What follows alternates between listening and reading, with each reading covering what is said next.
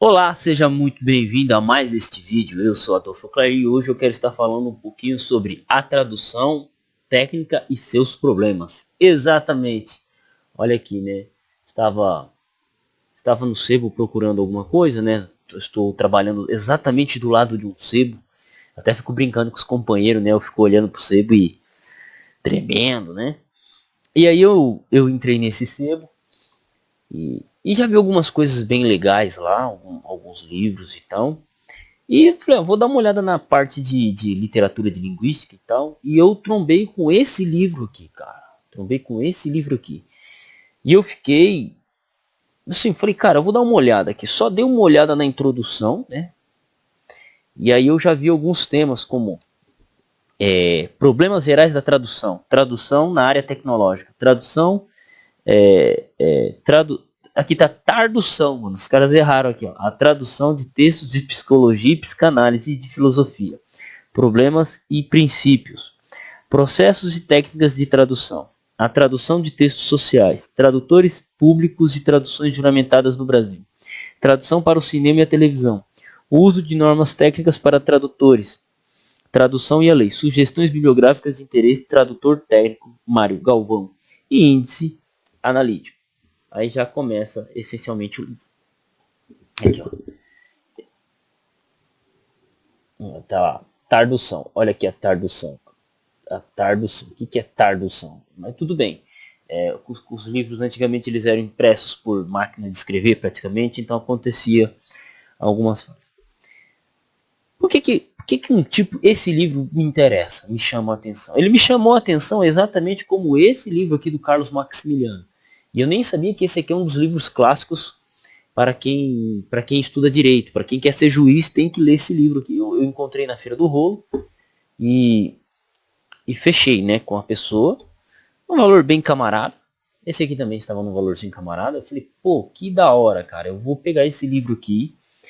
E depois, posteriormente, depois da leitura do Império Romano, né, que são mais 3 volumes que eu tenho pela frente, né, 2 volumes e meio, eu vou estar lendo esse livro aqui.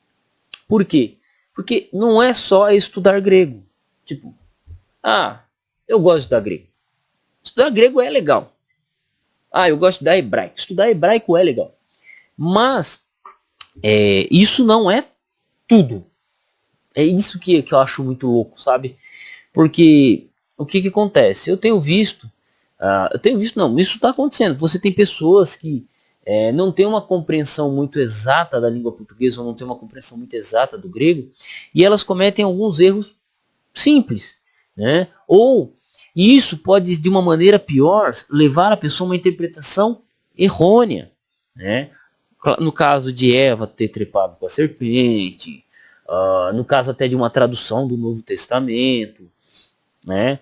A pessoa ela não conhecer a envergadura de tradução, ela não conhecer de linguística, ela não conhecer de aplicação, né? De vários significados a uma palavra, né? Campo semântico. Então, pode acontecer da pessoa cometer alguns erros, né? O uso indiscriminado, por exemplo, do Google Tradutor, né? Temos uma figura clássica que fala que Jesus significa Deus porco em latim porque ele separa errado a raiz. Então o cara nunca pegou uma gramática de latim, nunca pegou um léxico de latim na vida, nunca pegou um texto grego de verdade, parece que nunca pegou um texto grego de verdade. E o cara quer sair ensinando os outros. Então, o que acontece? Esse livro aqui, vocês podem ver que ele não, pelo que me parece, ele não tem ligação nenhuma com o texto bíblico, mas ele tem princípios e observações que podem ser aplicados. Assim como a própria hermenêutica, aqui no caso é direito, né?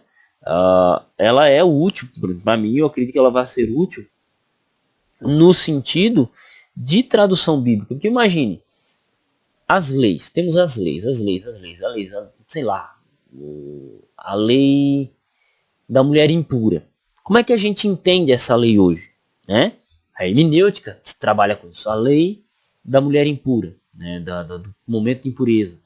Então, como é que a gente trabalha essa lei? Vamos supor assim, que eu fosse olhar juridicamente para o Antigo Testamento. Né? Então, são coisas bem legais que livros que tecnicamente não estão relacionados, eles não são feitos para a tradução bíblica ou para o texto bíblico, mas eles nos auxiliam. Foi essa a atenção que me chamou esse texto aqui.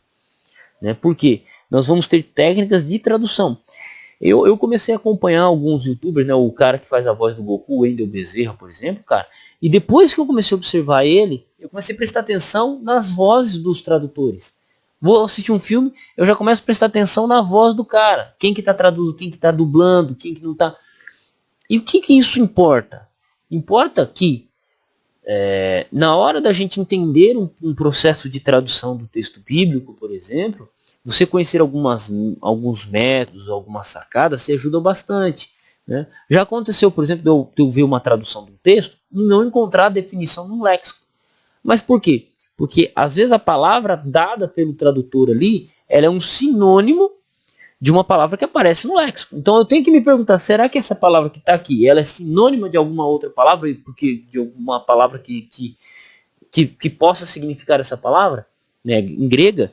Então, são sacadas, são observações que a gente vai fazendo ao longo do tempo, a experiência, né? E conhecendo. Então a separação em gêneros literários, a separação de contexto, o uso de figuras, né? Figuras de linguagem, ironia, parábola. Né? São pontos que, se você não observa numa tradução, numa interpretação, você comete equívocos. Né? Então, a gente tem o estudo do grego é legal, mas só o estudo do grego não responde todas as questões. Porque senão era só estudar a gramática de grego e estava resolvido todos os problemas teológicos da face da Terra. E não é assim. Sabemos que não é assim.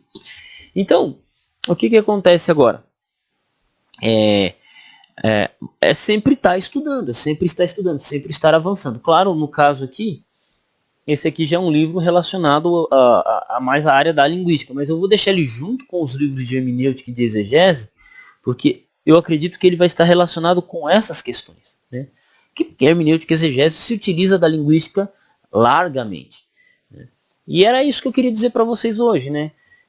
Esse livro me chamou a atenção pelo nome, né? A tradução, técnica e seus problemas, e aprender um pouquinho mais sobre esse tema, não nem tanto focado no texto bíblico, mas aplicando talvez os princípios que apareçam aqui para o texto bíblico. Então, quem sabe logo vou estar falando mais sobre esse livro aqui.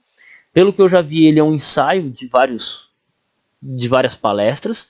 Então foi reunida nesse livro e foi publicado, né? Porque antigamente era muito difícil gravar, né? Então o que eles faziam? Faziam um ensaio por escrito e disponibilizavam em livro, né? Que antigamente a informação ela vinha através de livro. Né? E é isso. Então eu encontrei no sebo hoje no centro da cidade, tive o privilégio de conhecer um grande sebo, né?